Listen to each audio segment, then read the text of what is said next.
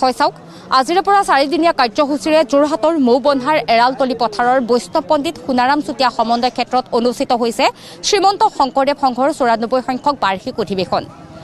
আজি প্ৰথমটো দিন উদুলি মুদুলি পৰিৱেশে বিৰাজ কৰিছে এৰালতলী পথাৰ আৰু এই চাৰিওটা দিনতে যথেষ্ট ভকত বৈষ্ণৱ আই মাতৃৰ সমাগম ঘটিব এই এৰালতলী পথাৰলৈ। সম্পূৰ্ণৰূপে সাজু হৈছে যোৰহাট আৰক্ষী আৰু ইয়াৰ উপৰিও গোৱাৰ পৰা 700ৰো অধিক আৰক্ষীক অনা হৈছে এই অধিৱেশনস্থলীত নিৰাপত্তাৰ দিকটো চাবৰ বাবে আৰু সিভিল ডিফেন্সৰ ভলণ্টিয়াৰসকল সাজু হৈছে। সমান্তৰালকৈ কিন্তু গাঁওৰক্ষী বাহিনীৰ প্ৰতিজন সদস্য সাজু হৈছে আৰু মোৰ লগত স্থানীয় গাঁওৰক্ষী বাহিনীৰ বিষয়ববীয়া আৰু সদস্যসকল আছে। এই চাৰিওটা দিনত তেওঁলোকে কেনেদৰে তেওঁলোকৰ দায়িত্ব আগুৱাই নিব মই কিছু কথা পাতিম। যিহেতু আজিৰ প্ৰথমটো দিন যথেষ্ট লোকৰ আজিৰ দিনটোতে আগমন ঘটিছে, চাৰিওটা দিনতে আপোনালোকে কেনেধৰণে সহযোগিতা আগবঢ়াইছে আৰক্ষী? হয়, প্ৰথমে আমি 94 সংখ্যক মানে শ্ৰীমন্ত শংকৰদেৱৰ অধিৱেশনৰ কাৰণে আপোনালোকৰ নিউজ 24 জৰিয়তে আমি সকলোকে সেৱা জনাইছোঁ।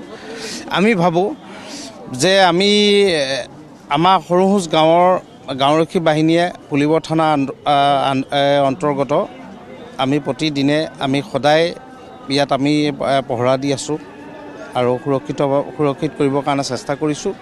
সেয়েহে আজি প্ৰথম দিন কাৰ্যসূচী, সেইটো কাৰণে আমি আজি মূল গেটত আমাৰ দায়িত্ব আছিলে, সেই দায়িত্ব আমি সুচাৰুৰূপে পালন কৰিবৰ কাৰণে অত্যন্ত চেষ্টা কৰিছোঁ।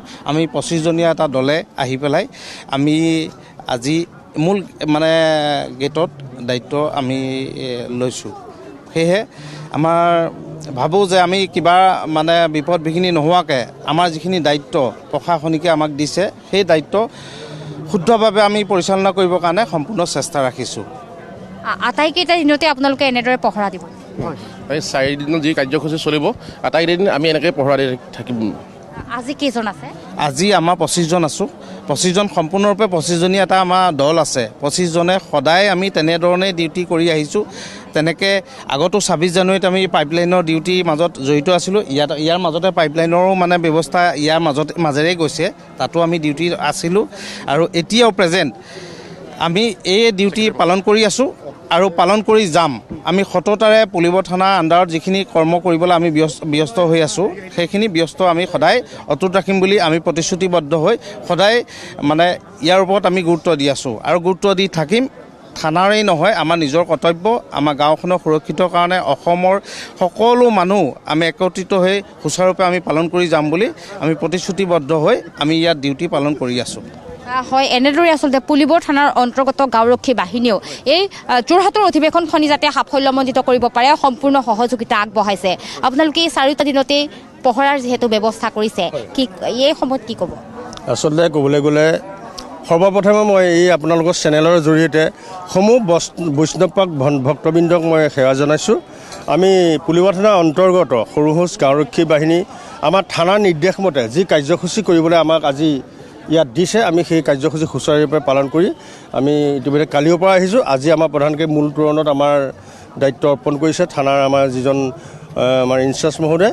গতিকে আমি সেই তেখেতৰ নিৰ্দেশমৰ্মে আমি আজি এই পবিত্ৰ থলীত আমি দায়িত্ব পালন কৰিছোঁ। আমি ভাবোঁ এই 4টা দিন আমাৰ যোৰহাট জিলাত যিহেতু আমাৰ এই অধিৱেশন হৈছে, গতিকে সুচাৰুৰূপে সম্পূৰ্ণ নিকাভাৱে কোনো দুষ্কাৰ্য নোহোৱাকৈ আমি যাতে চলাই নিব পাৰোঁ তাৰে আমি আশা কৰি আমি সমস্ত আমাৰ VDP মানে সমূহ যিখন বাহিনী আছে সকলোৱে আমি নিষ্ঠাৰভাৱে নিজৰ কৰ্তব্য পালন কৰি যাবলৈ আমি সদায় আমি ইয়াত সাজু আছোঁ। গতিকে আমি তাৰ মাজতে আমি ভক্তবান যিসকল বৈষ্ণৱ পণ্ডিত আমাৰ এই অনুষ্ঠানলৈ আহিছে, এই তীৰ্থস্থলীলৈ আহিছে, আমি তেখেতসকলক সেৱা আগবঢ়াই যাবলৈ আমি যৎপৰোনাস্তি চেষ্টা কৰিম। ধন্যবাদ। হয়, এনেদৰে আজি প্ৰথম দিনা উদুলি মুদুলি পৰিৱেশে বিৰাজ কৰিছে বৈষ্ণৱ পণ্ডিত সোণাৰাম চুতীয়া সমন্বয় ক্ষেত্ৰ আৰু গাঁওৰক্ষী বাহিনীৰ লোকসকলো সাজু হৈছে। তেওঁলোকে সম্পূৰ্ণৰূপে এই অধিৱেশনখনিৰ 4টা দিনত লক্ষ লক্ষ যিহেতু ভকত বৈষ্ণৱ আই মাতৃৰ আগমন ঘটিব, এই ভকত বৈষ্ণৱসকলে যাতে কোনো ধৰণৰ অসুবিধাৰ সন্মুখীন নহয় তাৰ বাবে যোৰহাট আৰক্ষীয়ে সম্পূৰ্ণ চোকা দৃষ্টি ৰাখিছে আৰু সেই যোৰহাট আৰক্ষীক সহযোগিতা আগবঢ়াইছে এনেদৰে গাঁওৰক্ষী বাহিনীৰ সদস্যসকলেও।